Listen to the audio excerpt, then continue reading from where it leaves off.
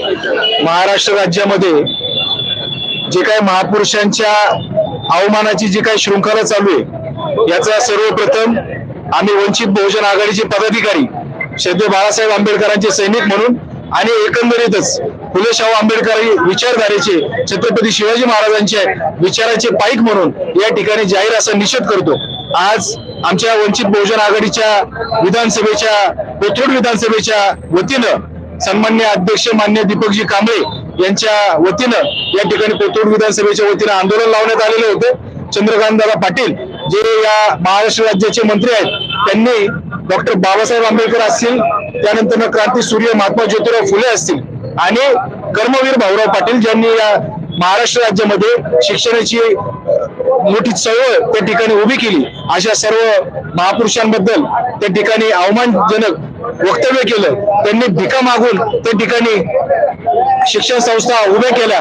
अशा पद्धतीने त्यांनी जे काही निषेधार्ह वक्तव्य केलेले, त्याचा सर्वप्रथम मी वंचित बहुजन आघाडी पुणे शहर प्रवक्ता या नात्यानं या ठिकाणी निषेध करतो।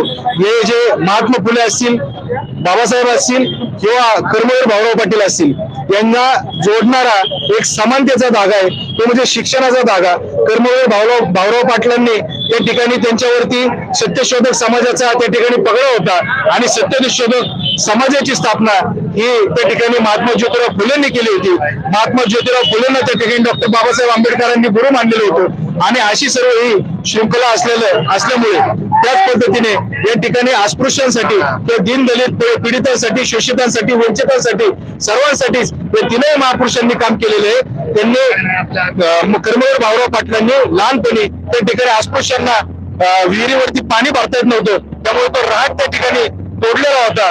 महात्मा फुलेंनी सुद्धा अस्पृश्यांना पाण्याची विहीर, स्वतःची विहीर त्या ठिकाणी खुली करून दिलेली होती आणि डॉक्टर बाबासाहेब आंबेडकरांनी चौदार तळ्याच्या माध्यमातून त्या ठिकाणी अस्पृश्यांच्या पाण्यासाठी, त्यांच्या हक्कासाठी त्या ठिकाणी मोठा लढा त्या ठिकाणी सत्याग्रह उभा केलेला आपल्याला दिसतो आणि त्याच्यामुळे हा त्यांना जोडणारा हा या महापुरुषांचा सर्व समानतेचा धागा आहे आणि या महापुरुषांवरती अशा पद्धतीने चंद्रकांत पाटील जे जबाबदार पदाधिकारी भारतीय जनता पार्टीचे, त्यांनी अशा पद्धतीने वक्तव्य करणं हे शोभत नाही। परंतु त्यांचे जे काही पोटात आहे ते वटात आलेले सर्वच भारतीय जनता पार्टी किंवा त्यांच्याशी संघटित असलेल्या सर्व संघटना यांच्यामध्ये गेल्या आपण काही दिवसांपासून, मग त्याच्यामध्ये राज्यपाल सुद्धा असतील, या सर्वांनी महापुरुषांचा अवमान करण्याचा ठेका या महाराष्ट्र राज्यामध्ये घेतलेला आहे। परंतु हे वंचित बहुजन आघाडी आणि समस्त फुले शाहू आंबेडकरी चळवळीतील संघटना कदापि सहन करणार नाही आणि येत्या काळामध्ये आम्ही याच्यासाठी मोठा लढा उभारू आणि आज या संघटनेमध्ये वंचित बहुजन आघाडी तसेच सर्व कार्यकर्ते, पदाधिकारी जे काही सहभागी झाले